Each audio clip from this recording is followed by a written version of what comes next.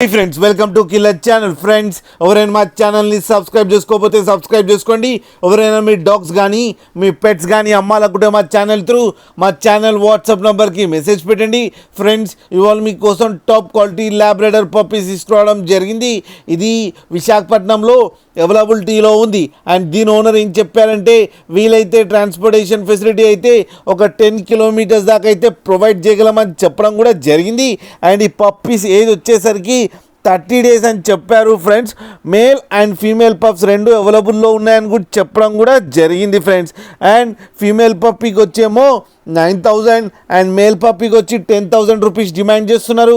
And రేట్లో స్లైట్గా negotiable ఉందని కూడా చెప్పడం జరిగింది.